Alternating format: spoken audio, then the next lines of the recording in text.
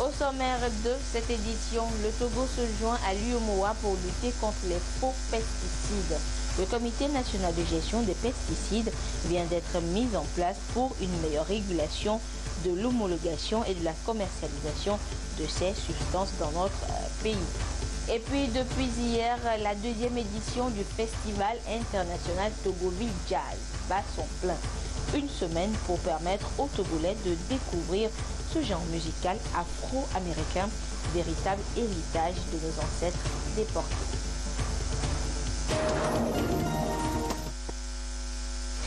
C'était les titres de cette édition. Madame, Monsieur, bonsoir et merci de nous rejoindre pour le 20h sur la télévision togolaise. Tout d'abord, au courrier départ du chef de l'État, le président de la République a adressé des messages de félicitations à la veille de la célébration de la fête de Ramadan à plusieurs de ses homologues et à plusieurs têtes couronnées du monde entier. Dans un message adressé au roi Mohamed VI du Maroc, le chef de l'État dit ce qui suit. La grande communauté musulmane célébrera demain dans l'allégresse générale la fête de l'Aïd el-Fitr. À cette heureuse occasion, je voudrais au nom du peuple et du gouvernement togolais et en mon nom personnel vous exprimer mes chaleureuses félicitations ainsi que mes vœux ardents pour votre bien-être personnel et celui du peuple marocain. Le mois de Ramadan qui s'achève a offert à l'ensemble des fidèles musulmans l'occasion bénie de pouvoir vivre profondément leur foi par le jeûne, la prière et la bienfaisance. Puisse Allah, dans son infinie miséricorde, exaucer les supplications qui ont été élevées vers lui au cours de cette période sacrée. Et aussi qu'il nous assiste continuellement dans notre quête commune d'une paix et d'une entente renforcée entre toutes les communautés humaines. Signé Fort Essozimna Nyazingbe, président de la République togolaise. Et le même message a donc été adressé à plusieurs chefs d'État et rois. Le message a été adressé à Sa Majesté Salman Ben Abdelaziz Al Saoud, souverain du Royaume d'Arabie Saoudite, à Sa Majesté Abdallah II, roi de la Jordanie, à l'émir de l'État du Koweït, son Altesse Cheikh Sabah Al-Hamed Al-Jaber Al-Sabah, à son Altesse Cheikh bin Zayed Khalifa Al-Nahyan, émir de l'État des Émirats Arabes Unis, à l'émir de l'État du Qatar, à son Altesse Cheikh Tamim Ben Hamad Al-Thani, à leurs excellences, M. Idriss Déby Itno, président de la République du Tchad, président en exercice de l'Union africaine, M. Macky Sall, président de la République du Sénégal, au président de la République du Niger, M. Mahmoud Youssoufou, à M. Ibrahim Boubacar Keïta, président de la République du Mali, M. Alassane Ouattara, président de la République de Côte d'Ivoire, au président de la République fédérale du Nigeria, M. Mahamadou Bouhari, à M. Abdelaziz Bouteflika, président de la République algérienne démocratique et populaire, au président de la République de Tunisie, M. Béjid Kaïd Essebsi, Dr Cheikh Aladji Yaya Jammeh, président de la Gambie, au président de la République du Soudan, M. Omar Al-Béchir, à M. Mohamed Ould Abdelaziz, président de la République islamique de Mauritanie, au président de la République du Gabon, M. Ali Bongo Ondimba, M. Ismaël Omar Guelleh, président de la République de Djibouti, à M. Abdel Fattah Al-Sisi, président de la République arabe d'Égypte, M. Hassan Rouhani, président de la République islamique d'Iran, M. Fouad Massoum, président de la République d'Irak, au président de l'État de la Palestine, Mahmoud Abbas, à M. Mamnoun Hussein, président de la République du Pakistan, à M. Joko Widodo, président de la République d'Indonésie, au président de la République de Yémen, Abderrabo Mansour Hadi, et à son Excellence Monsieur Azali Assoumani, président de l'Union des Comores. La fête de Ramadan sera donc célébrée également demain mercredi sur toute l'étendue du territoire national. Et dans un communiqué, le bureau exécutif de l'Union musulmane du Togo rappelle le plaisir d'informer à la communauté musulmane du Togo qu'à Lomé, la prière de circonstance se déroulera au stade de Kégué et dans les quartiers environnants à partir de 9h et à la même heure dans les lieux habituels sur toute l'étendue du territoire national. Et justement, à l'occasion de cette fête de Ramadan, le ministre en charge de la fonction publique rappelle donc que la journée de demain est fériée, chômée et payée sur toute l'étendue du territoire national. Le Togo renforce sa sécurité maritime à travers plusieurs dispositions en attendant l'ouverture du sommet de l'Union africaine sur le sujet. La dernière en date est ce décret pris hier lundi en Conseil des ministres portant sur l'identification et la traçabilité des usagers et marchandises du port de Lomé. Le rappel de l'arsenal juridique maritime du Togo dans ce dossier de Aimé Abel. Pour répondre aux enjeux liés à la sécurité maritime, le Togo a pris un certain nombre de mesures institutionnelles et juridiques visant à renforcer sa gouvernance maritime et promouvoir son économie bleue. Au plan institutionnel, la création d'un haut conseil pour la mer, d'une préfecture maritime et autres organes connexes permet de mettre en place un dispositif qui facilite la coordination des différentes forces et administrations qui interviennent dans la gestion de l'espace maritime national. Sur le plan juridique, le Conseil des ministres a pris lundi un décret portant identification des usagers des ports, la traçabilité des marchandises et des véhicules, le contrôle de la sûreté des navires et autres engins flottants dans les eaux sous juridiction togolaise. Cette disposition répond non seulement aux exigences du code ISPS, mais aussi à l'application de la Convention des Nations Unies sur le droit de la mer auquel le Togo est parti. Ce texte autorise les commandants de bâtiments de l'État à étendre leur mission de reconnaissance et d'inspection sur les navires naviguant dans l'espace maritime qui relève de la souveraineté nationale. La même loi sert aussi à préserver les ressources naturelles et halieutiques contre toute exploitation illicite. Autre disposition, la Convention internationale de 1969 sur l'intervention en haute mer en cas d'accident pouvant entraîner une pollution par les hydrocarbures et son protocole de 1973. Elle permet de protéger les eaux togolaises contre le déversement volontaire ou accidentel de tout produit nocif. Concernant la piraterie maritime, le Togo a ratifié également la Convention internationale sur la répression d'actes illicites contre la sécurité de la navigation maritime. Un engagement aux côtés des autres pays à lutter contre le terrorisme, la violence sur les passagers, les équipages à bord des navires ou sur les installations portuaires. Puis, avec les innovations introduites dans le nouveau code pénal, le Togo acquiert une compétence universelle pour poursuivre les auteurs de ces délits, quelle que soit leur nationalité. Tout ceci constitue une série de mesures assez préventives et pertinentes qui devra rassurer les navires étrangers et renforcer la compétitivité du port autonome de Lomé. Les succès de la diplomatie économique du Togo font la une du magazine Afrique Éducation. Dans ses numéros 442 et 443, le magazine international revient dans ses colonnes sur la récente visite du président de la République en Allemagne, tout en saluant la politique étrangère dynamique du chef de l'État qui sera un modèle dans la sous-région. Prouesse couronnée également par la performance logistique de notre pays qui gagne 47 points dans le rapport annuel de la Banque mondiale. Joseph Amiga. Dans sa parution numéro 442-443, le magazine Afrique Éducation titre « Togo-Allemagne, modèle de coopération pour l'Afrique ». Dans un dossier consacré aux deux pays, l'auteur de l'article souligne que le récent voyage du président Faure Gnassingbé en Allemagne signe le succès de la diplomatie économique définie par le chef de l'État togolais.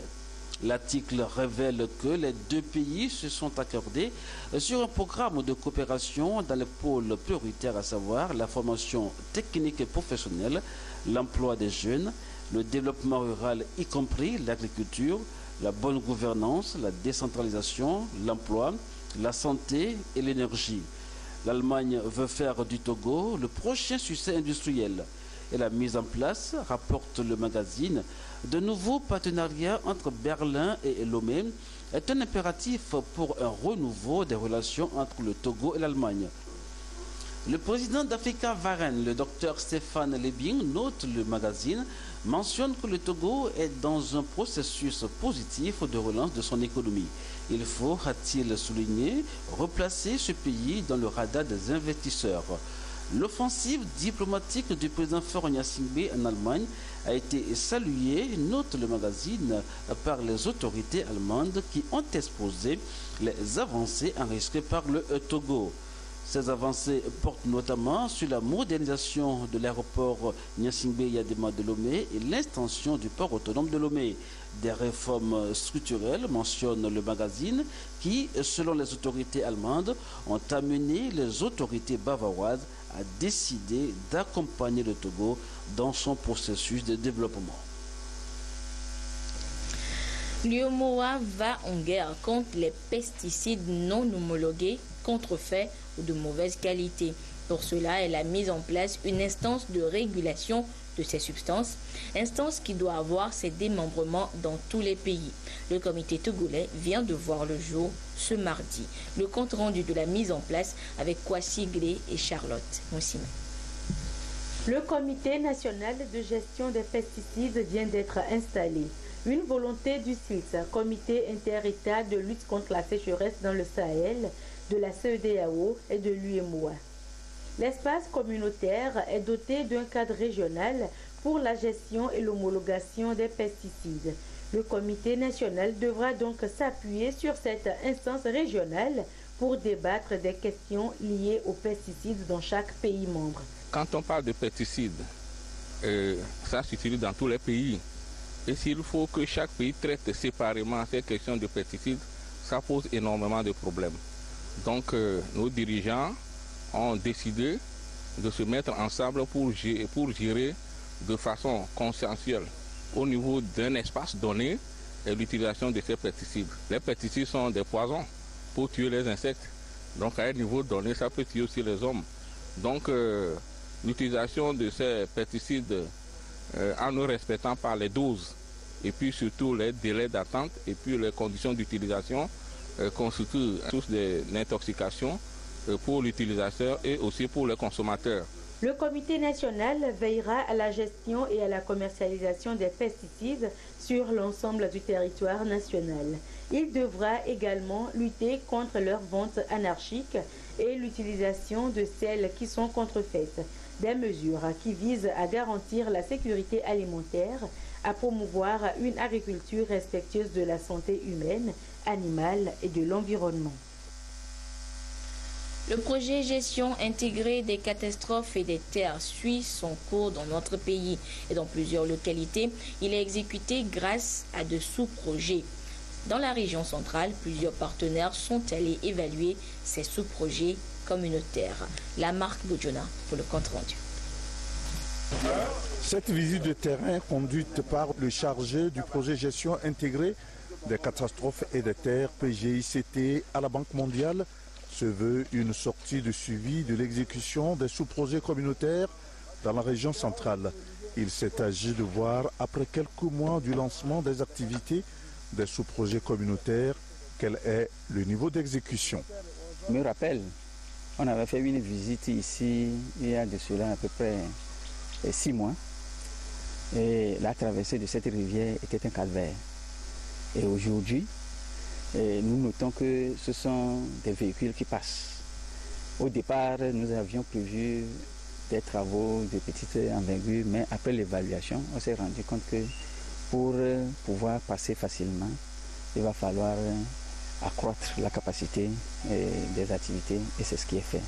Et je pense que c'est une satisfaction. Concernant les autres projets, je crois que c'est aussi sanitaire, surtout au niveau de Palou-Palou. Les caniveaux sont bien faits, mais seulement nous avons remarqué que une adhésion parfaite au niveau de l'école. Les plans qui sont mis ne sont pas entretenus. Et on sent tout de suite qu'il y a encore l'appropriation est suffisante et il va falloir améliorer à ce niveau. Mais de façon générale, c'est une satisfaction par rapport à la réalisation des travaux de lutte contre les inondations et aussi le passage au niveau de certains cours d'eau. Les sous-projets exécutés à plus de 90% ont donné l'opportunité aux populations bénéficiaires de saluer les effets du PGICT. Nous sommes regardés, nous sommes très contents de voir ça. Lorsque ça va finir, les gens vont apprécier et nous allons sauvegarder ça. Moi en personne, je vais vérifier à ce qu'on ne jette pas de n'importe quoi dans ces caniveaux-là. Parce que ça va obstruer le passage de l'eau. Avant, l'eau qui coulait envahissait les maisons. Mais aujourd'hui, avec les caniveaux, c'est fini. Les difficultés là sont finies. Les sous-projets communautaires visités sont la prévention des inondations de la rivière Pondio et viabilisation de l'espace scolaire de l'EPP Barrière, le projet d'amélioration du cadre de vie écologique des populations de Kozobio et de Palo Palo dans la commune de Sokodé, le projet d'amélioration du cadre de vie des élèves et des populations riveraines de la rivière Pondio, la réhabilitation du cadre de vie de la communauté urbaine riveraine du cours d'eau Bandi et de sa galerie forestière et la prévention des risques de catastrophes dans la commune de Tchamba. Des enseignants des établissements publics et privés de la région de la Kara ont participé à une session de formation axée sur la pédagogie et la déontologie de l'enseignement. La formation est à mettre à l'actif de l'ONG Pontogo qui veut ainsi permettre aux éducateurs de transmettre leur savoir autrement. De Kara, la correspondance de Nestor Mozo. L'enseignement de qualité, l'un des objectifs de l'éducation pour tous, passe par la maîtrise des outils pédagogiques. Il se fait qu'au Togo, de nombreux enseignants ne sont pas passés par des écoles de formation. C'est dire qu'ils n'ont pas tout ce qu'il faut pour mener à bien leur mission. L'ONG Pont Togo profite de ces vacances pour renforcer les capacités de certains d'entre eux. Vraiment, les enseignants ont besoin de formation. Les enseignants ont besoin de perfectionnement. C'est ça que nous avons constaté et nous avons organisé ça. Et rapidement, ils sont motivés. Nous allons encore renouveler cette formation, puisque les 3 jours ne nous ont pas suffi. C'est un plus que cette formation va apporter aux enseignants. Une initiative en somme salutaire. L'ONG a eu à intervenir déjà plusieurs fois, mais c'est la première fois que l'ONG s'occupe des enseignants. Nous exprimons ici notre reconnaissance et toute notre gratitude à l'ONG Pont Togo. Par cette formation, les enseignants ont eu de nouveaux acquis, pas seulement sur le plan professionnel, mais il y a eu également des acquis sur le plan humain. L'importance n'est pas de recevoir, mais de mettre en pratique. Dès la rentrée, je mettrai en pratique fidèlement ce que j'ai appris ici afin de pouvoir faire réussir à 100% mes élèves. 150 enseignants venus de toutes les préfectures de la région de la Kara ont pris part à la formation. La fin de la session a été marquée par la remise des attestations de participation. L'antenne Togo du Conseil économique, social et culturel de l'Union africaine est officiellement installée depuis hier à Lomé. Son objectif, contribuer à la promotion du dialogue permanent entre les pays africains, la culture de la bonne gouvernance pour le développement des pays. Serge Testom, Félix Semdacha. Tendre vers une Afrique pacifique, prospère et intégrée, voilà ce à quoi aspire l'Union africaine. Une organisation qui, pour ce faire, doit s'appuyer sur des organes spécifiques, en l'occurrence le Conseil économique, social et culturel. La branche Togo du dit organe vient d'être officiellement installée. Composé de 10 membres, il appartient désormais à ces jeunes engagés de s'atteler pour que les objectifs de l'Union africaine soient atteints. Il s'agit notamment d'œuvrer pour non seulement rapprocher davantage de l'Union africaine les populations, de mener des actions visant à promouvoir l'organisation et faire connaître ses idéaux, mais surtout participer à ses activités, notamment la réalisation de son agenda 2063. Pour les activités assignées aux bureaux nationaux, au chapitre national, il faut retenir 2 grandes activités. D'abord, il faut que le bureau national de ECOSOC Togo puisse donc recenser toutes les ONG qui s'intéressent aux questions panafricaines, de pouvoir intégrer les différentes commissions. Deuxièmement, c'est que nous devons nous approprier l'agenda 2063. L'agenda 2063, c'est l'Afrique que nous voulons à l'horizon 2063 pour que nous puissions contribuer pour une émergence réelle de l'Afrique dans les 50 prochaines années. Donc, ECOSOC Togo va faire un travail qui consistera donc à veiller si le Togo prend en compte les engagements de l'Union africaine en termes de plans décennaux. L'élection des membres de la présente antenne locale du Conseil économique, social et culturel de l'Union africaine, ECOSOC-UA, répond aux exigences de la deuxième assemblée du Conseil tenue depuis 2014. Assemblée au cours de laquelle 2 Togolais ont été élus pour siéger au sein du dit Conseil. À la veille de l'Aïd el-Fitr, les services de sécurité saoudiens sont en état d'alerte maximale. Hier, avant-dernier jour du Ramadan, le pays a été le théâtre d'une vague d'attentats suicides inédits. Revendication pour l'instant, mais le mode opératoire rappelle le I, d'autant que dans la mouvance djihadiste, ce groupe est certainement celui qui entretient la plus mauvaise relation avec l'Arabie saoudite. Ce lundi, le royaume saoudien a connu 3 explosions, dont la dernière à la voiture piégée sur un parking à proximité d'une mosquée à Médine, la 2e ville sainte de l'islam après la Mecque. 4 policiers saoudiens auraient été tués et 5 autres blessés dans l'explosion. Simultanément, dans la soirée de lundi, un autre attentat suicide a touché la ville de Qatif, une région chiite de l'est de l'Arabie saoudite. Une mosquée était ciblée là aussi. 3 personnes auraient été tuées et une enquête est en cours actuellement. Une vague d'explosions commençait à l'aube, lundi, dans la ville de Jeddah, où un homme d'origine pakistanaise s'est fait sauter dans les mêmes conditions que les 2 autres. Des attentats manqués selon les autorités saoudiennes, qui interviennent surtout quelques heures avant la fête de fin du Ramadan ce mercredi dans les pays du Golfe. Et ces attentats prouvent que la culture islamique connaît des difficultés de nos jours. Pour donc apporter des informations, les vraies, sur la valeur de la culture islamique, le collectif de jeunes phares a organisé une conférence débat hier au Centre culturel islamique de Lomé. Le compte rendu avec Viviane Onsouvi et Nathalie Banigué. Face aux multiples actes civiques et terroristes qui frappent le monde, le collectif de jeunes phares affûte ses armes pour apporter les bonnes informations sur la religion islamique.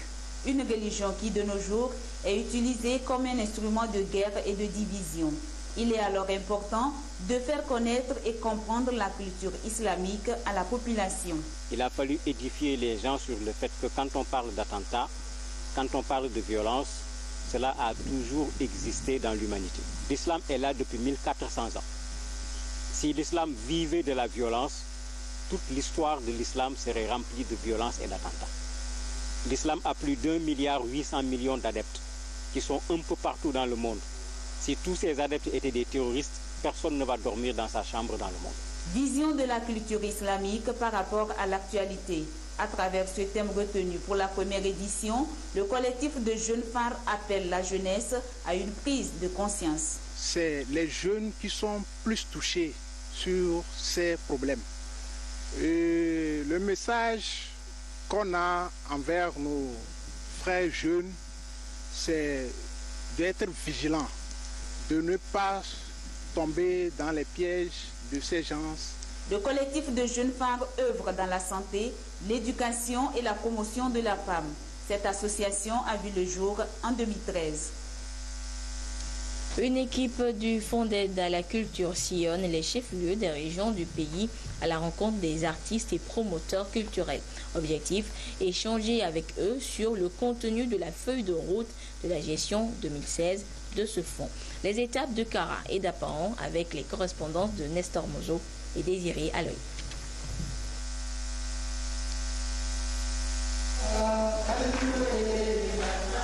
Le FAC, Fonds d'aide à la culture, opérationnel à partir de 2013 pour accompagner les artistes et promoteurs culturels, a placé sa gestion 2016 sous le signe de la rigueur, de la transparence et de l'équité. Le 22 juin dernier, le Fonds a lancé les activités de cette année par un appel à projet. Pour un meilleur partage de la feuille de route de cette année, cette rencontre a été initiée avec les acteurs de la région de la Kara. Après la publication de la feuille de route, nous réunissons les différents artistes, les différents porteurs de projets pour leur expliquer, pour leur présenter la feuille de route et pouvoir leur donner l'essentiel de la feuille et surtout les innovations apportées. Et donc pour la gestion 2016, nous avons innové en ce sens que quand nous prenons par exemple tous ceux qui ont les manuscrits et qui voudraient éditer les œuvres, ils doivent impérativement faire présenter leur projet par une maison d'édition.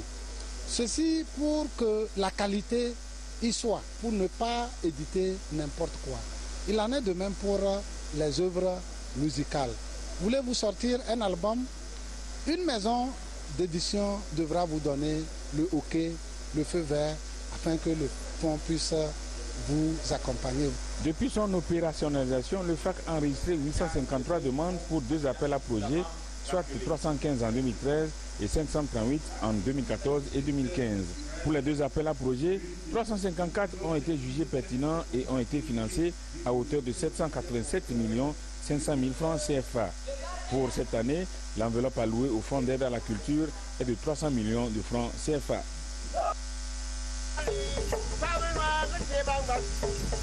Le Fonds d'aide à la culture FAC est une initiative du gouvernement togolais pour accompagner les artistes dans la perfection de leur œuvre. La culture, un bien touristique, donc source économique, identifie chaque peuple et doit être pérennisée pour les générations actuelles et futures. Une tournée du ministère de la communication, de la culture, des sports et de la formation civique pour présenter la nouvelle feuille de route et les innovations dans le projet. En termes d'innovation, je citerai 2 exemples.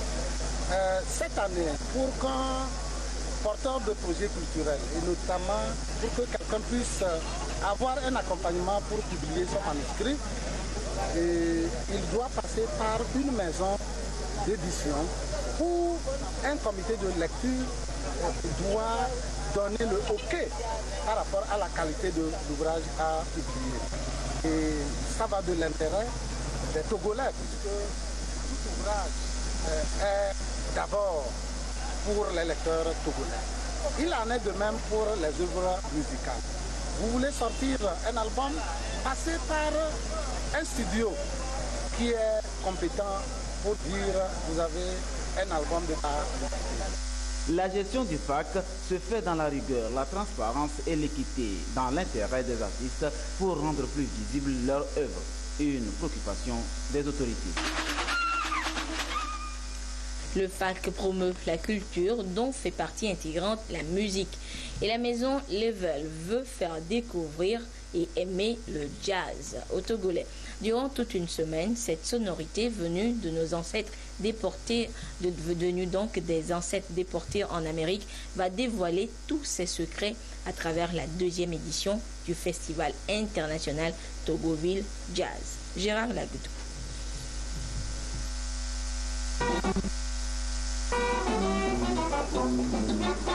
Les rideaux sont levés sur la 2e édition du Festival international de jazz du Togo. Dénommé Togoville Jazz Festival, il est un créneau de la structure Level pour produire et promouvoir des spectacles vivants, originaux et de variété musicale. Le jazz reste et demeure un courant musical dont les fondements reposent sur la rencontre entre l'Afrique et l'Occident. L'histoire raconte qu'il a été imposé aux esclaves noirs vers la fin du 19e siècle aux États-Unis d'Amérique. Pour nous, au niveau de Level, on s'est dit quel projet pourrait vraiment rassembler sur scène le plus grand nombre de musiciens, le plus grand nombre d'artistes. Et la musique qui couvre cette frange de musiciens, eh bien, c'est que le jazz. Le jazz, par définition, c'est la musique qui vient du cœur, et puisque c'est l'amertume que nos grands-parents chantaient, et c'est cette amertume-là, ces chants africains, à la rencontre des instruments des Blancs qui ont donné naissance à cette musique qu'on appelle aujourd'hui jazz. Donc, nous aimerions que les Africains, le peuple togolais, s'approprient ces musiques-là et qu'ils sachent en fait que quand on écoute du bon Agbaja, qu'on écoute du jazz. Cette 2e édition sera marquée par des séances de formation, de communication et des concerts à Lomé dans le Golfe, à Togoville dans le Vaud et à Agbodrafo dans les lacs. En plus des artistes togolais, ceux du Cameroun, du Bénin et du Ghana seront de la partie pour donner un éclat particulier à l'événement. Un concert de jazz apothéose fera tomber les rideaux sur la deuxième édition du festival le 10 juillet prochain au Centre culturel Fil Bleu à Rema à Lomé. Voilà, ainsi se referme cette édition. Merci à vous qui l'avez suivi un peu partout grâce à la télévision togolaise. Excellente suite de nos programmes. Au revoir.